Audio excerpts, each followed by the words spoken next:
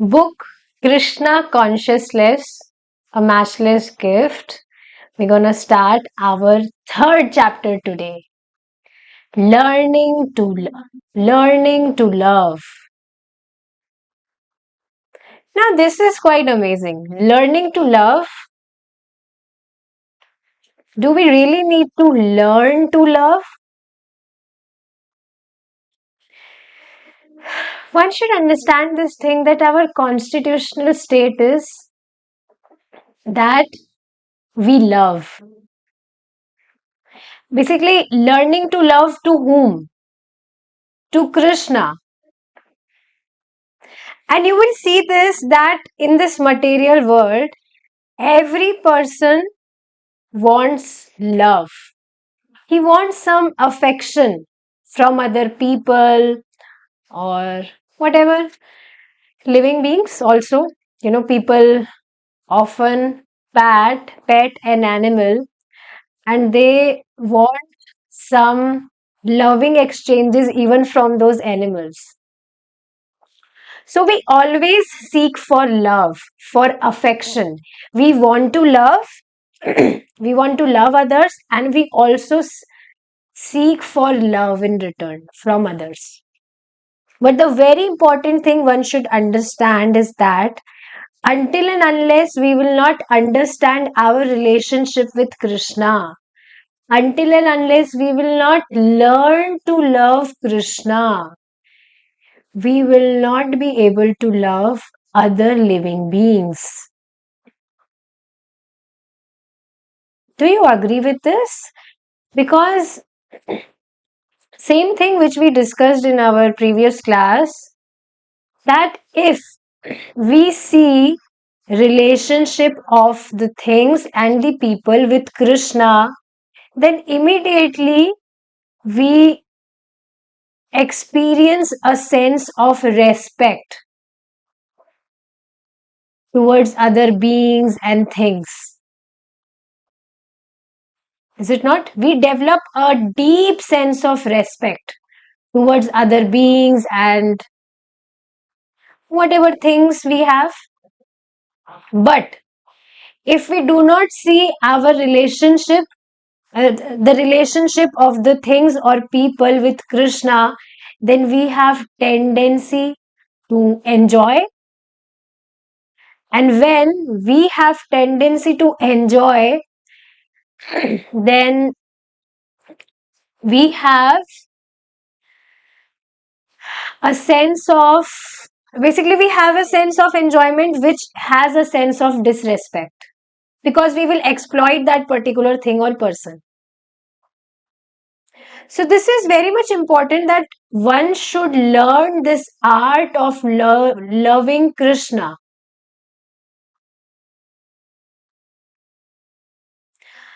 Our one and only source for love is Krishna. And when we understand our relationship with Krishna, when we learn to love Krishna by serving him nicely, then naturally we have compassion, we have affection for other beings also.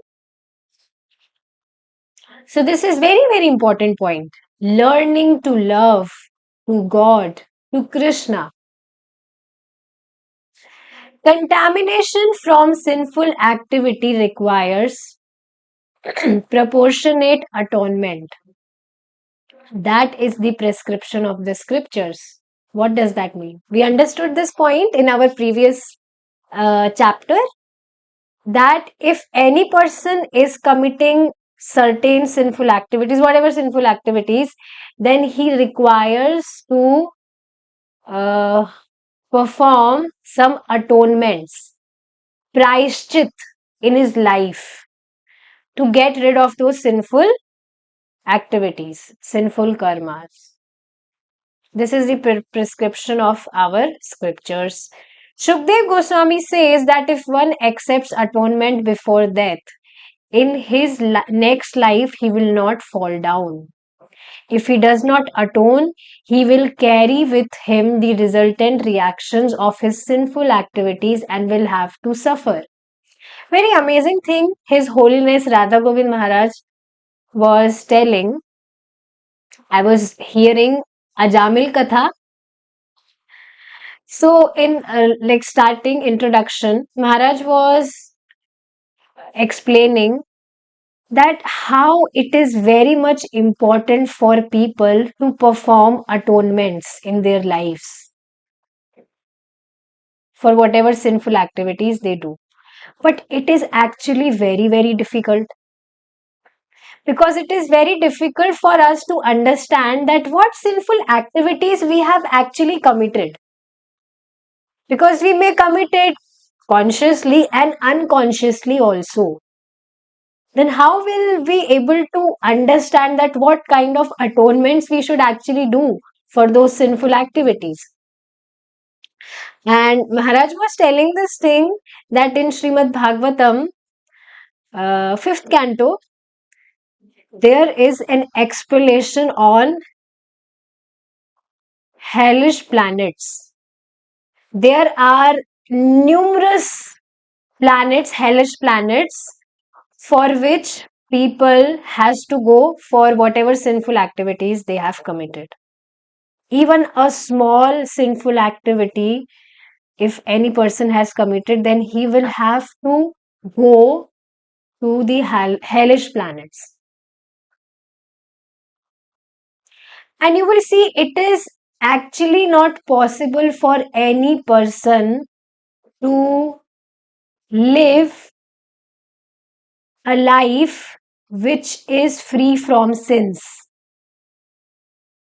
You know, when even if we are breathing, then also there are certain microorganisms which dies when we breathe, or whatever things we are doing. If we are cleaning, you know, if we are dusting in our houses, if we are cooking, if we are washing utensils, cleaning dishes, so all these things when we are doing, then also many insects, we basically unconsciously kill many insects when we do all these things. So it is very, very difficult for us to understand that what sinful activities we are committing. So that's why Maharaj was emphasizing on this thing, that one should actually take shelter of Krishna. Because when you are in the shelter of Krishna, when you are serving Krishna, then your all activities will be directed towards Krishna. When any person is not Krishna conscious, he is not serving Krishna. So whatever deeds, whatever work he is doing it for his own pleasure. But when Krishna is in center, then we actually do things for pleasing Krishna. And we actually become very much conscious. This you will have to accept. That we become very much conscious, like, Diwali. Diwali is about to come. Maybe it is tomorrow. I'm not sure. But yeah, during this time, we often clean our houses nicely, maha cleaning. So I was very much conscious that I may not kill any insect. There is no question of consciously killing them. I was even, you know, I was trying to be aware that I may not even kill them unconsciously. So, where is this consciousness coming from? This is all the result of whatever purity we are following in our life, the services which we are doing for Krishna. So, Krishna gives us this consciousness, this intelligence. So, intelligence is that person should take shelter of Krishna. When you are taking shelter of Krishna, then whatever activities you are performing, it will be directed towards Krishna. And you don't have to think about the sinful activities at all. Because devotees already live so much purity in their life. They already follow so much purity in their life.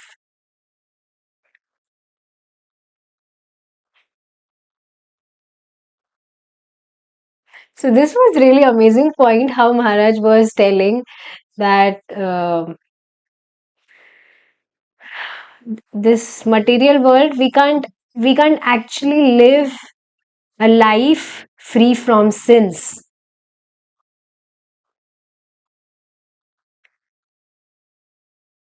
And guess what? Any person who do not serve Krishna, who has never even chanted names of Krishna even for once in his whole life, then he will definitely be, uh, you know, he will definitely go in hellish planets. This is mentioned in scriptures. So, according to law, if a man kills someone, he must himself be killed. The idea of a life for a life is not a very new concept but can be found in the Manu Samhita, the Vedic law book of mankind, where it is stated that when a king hangs the murderer is actually benefited. For if he is not killed, he will carry the reaction for his murder and will have to suffer in so many ways. So let's understand this point, very amazing point.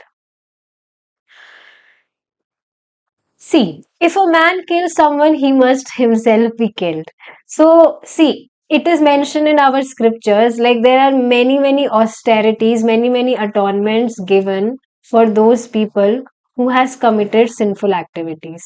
Just like Maharaj was telling that if any person has robbed someone house, if any person is a thief, then this is also a sinful activity.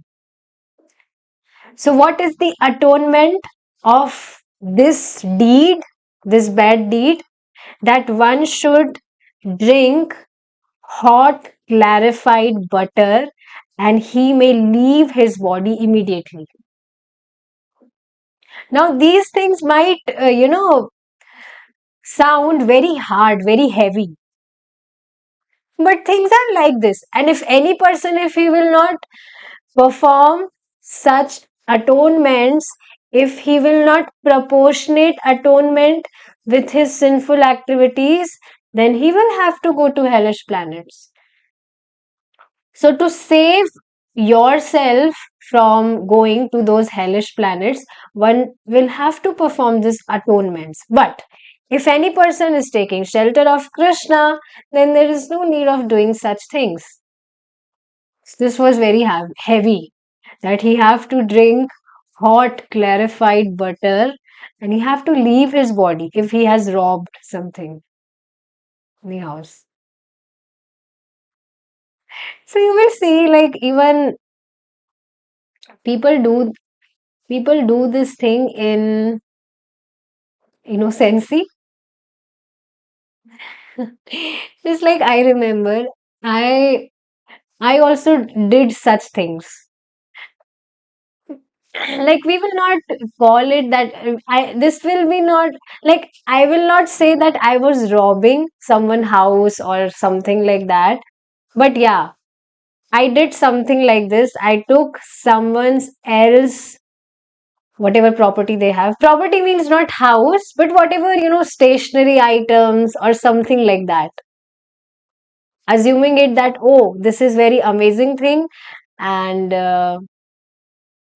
I may take it. No one is watching. I may take this. But I did that unconsciously and I was not aware that this is actually a bad deed. So, see, like this, people may commit such sinful activities unconsciously in innocency because they are not aware that this is actually a sinful activity. But that doesn't mean that they will not be responsible for it. They will have to suffer for their sinful activities.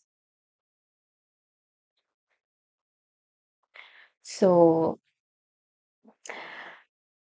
yeah, this is something which Maharaj told. Maharaj told many more things, but let's just go ahead now. See, this is very amazing line that the idea of a life for a life is not a very much new concept.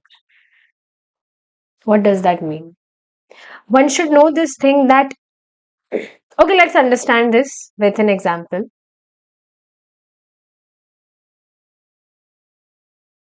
Voice is getting low.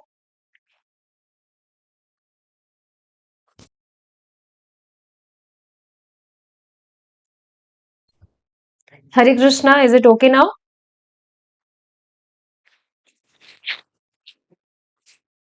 No, now clear.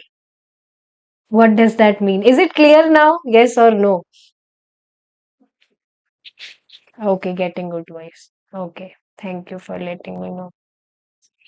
Let's understand this with an example that we all know that animals have souls, right? They are conscious beings, so they have souls. And you will see that even plants, they are also conscious beings, is it not? They also have souls. So see, if any person, if he is killing animals, so that is non-violence. And same way, if any person is killing plants, then that is also non-violence. So, are you getting this point? That whatever fruits, vegetables, grains we get it from plants. So that is also non-violence. But when we offer those fruits and vegetables and whatever grains to Krishna, then it is not non-violence. Instead, you will see that if we offered if we offer those fruits and vegetables to Krishna, then even that particular tree or that whole plant will be benefited from that. They will also get opportunity to get a human form of life in their next birth, and they will also get chance to serve Krishna. Now how amazing is that? And this Krishna himself is telling in Bhagavad Gita in third chapter, 13th shloka, 13 verse, that any person, if he is consuming anything without offering it to me, no matter if that person is pure vegetarian, even if he is vegan, he's not consuming any animals product, no cow's milk and all. But then also, if he is not offering it to Krishna, then he is merely consuming sins only.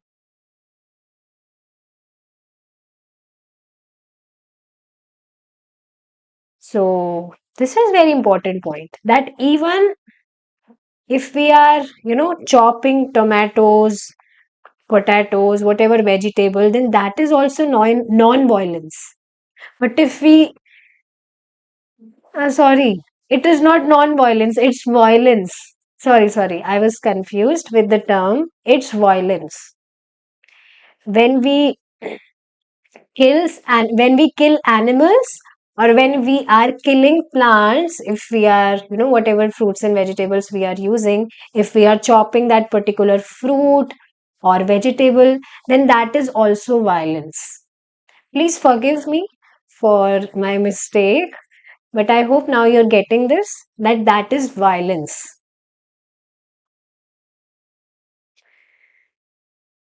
So the idea of a life for a life is not very new concept. So now you might get this point. The Vedic law book for mankind, where it is stated that when a king hangs the murderer is actually benefited. For if he is not killed, he will carry the reaction for his murder and will have to suffer in so many ways. The laws of nature are very subtle and are very diligently administered, although people do not know it. So, just like I gave one example, that even though any person, if unconsciously, in innocency, because of his unawareness, if he is uh, robbing someone's else property, that can be any particular thing, then that is also a sinful activity. And even if he is not aware of that thing, then also he will be punished. Just know this thing, that whatever things we are doing in our life, it's being recorded. It is being recorded. Whatever things we are doing. So, whatever things we are doing for Krishna, it is being recorded also.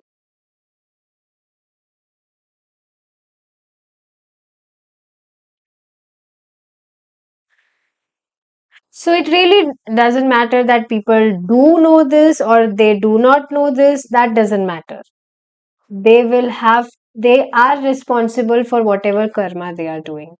In the Manu Samhita, the concept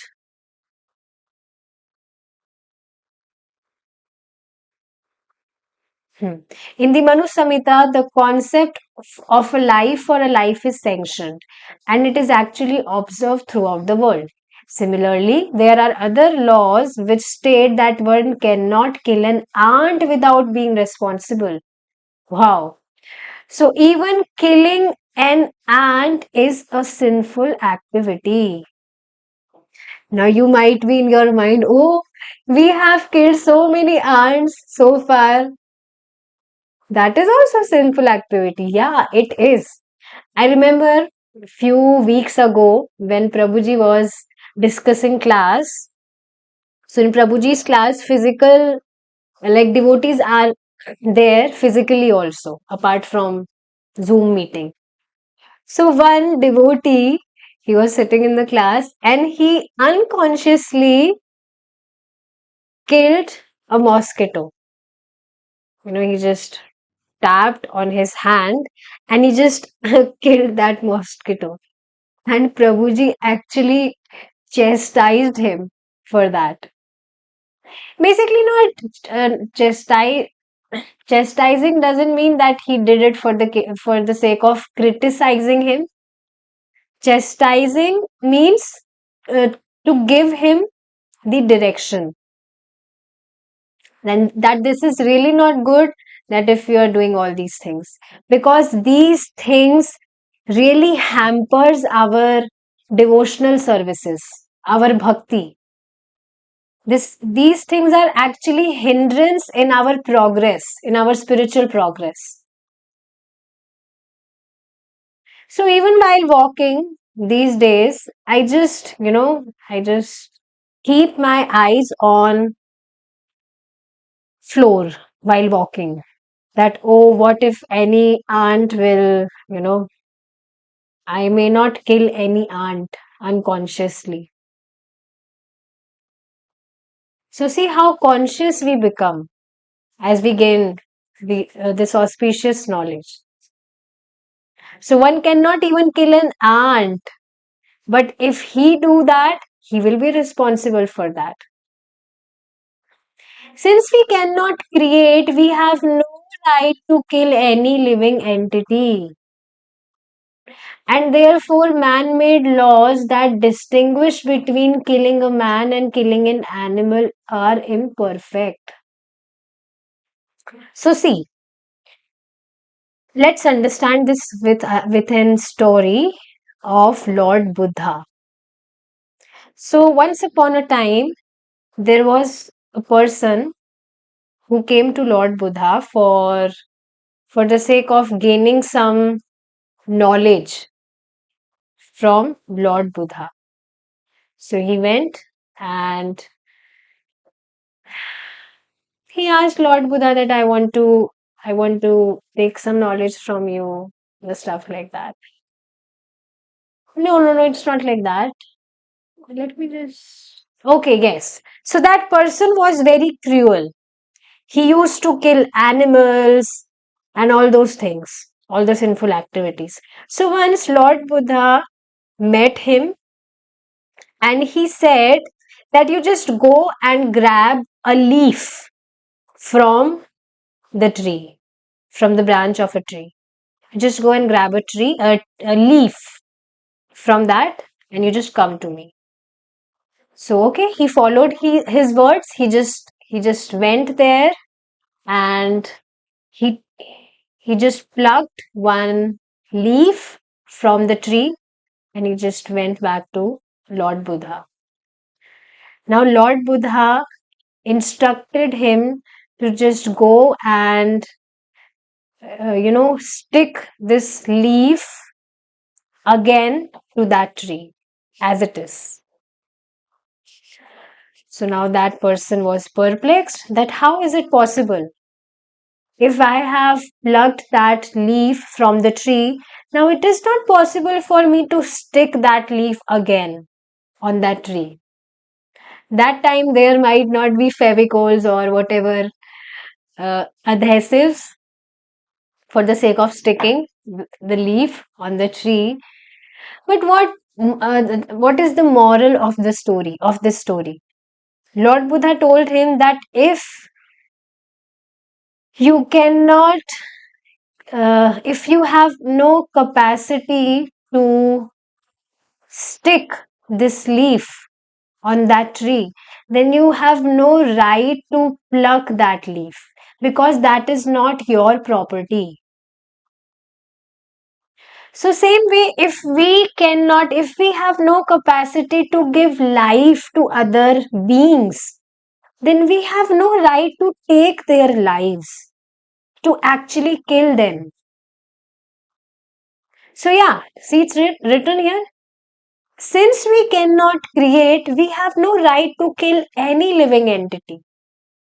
And therefore, man made laws that distinguish between killing a man and killing an animal are imperfect.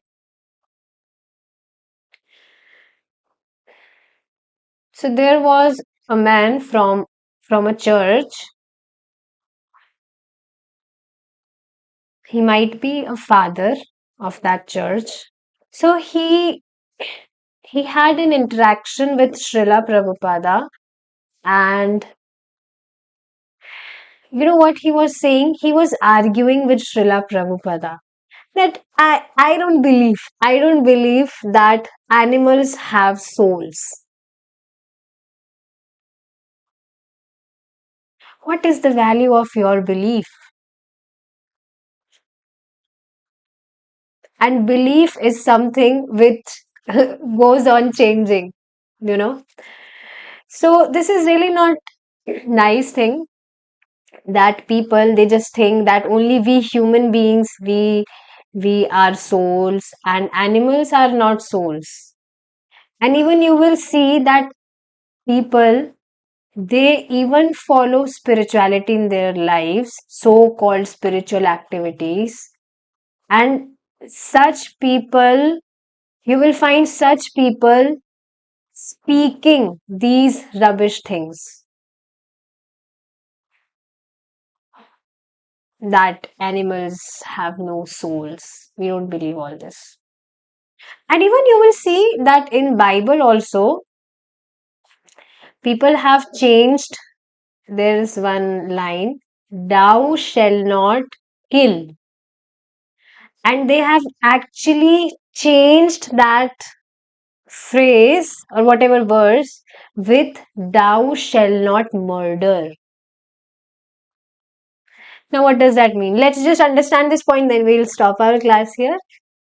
You will see that if any person, if he murders other man, then he is responsible for it and he'll be sent to a jail. But if any person, if he is killing animals, so it will be then that will be termed as killing and not murdering. So person can actually murder another human being. But this term murder will not be used for animals. So that's why they have changed this line like this, that thou should not murder. Thou matlab one. You should not kill. They just changed this line to you should not murder. So okay, you are free, you can just kill animals, you are not murdering them because this will not be murder case. Murder case is only for human beings. So if you are killing animals, then that is completely fine. You can do it for your sense gratification. So this is actually imperfect.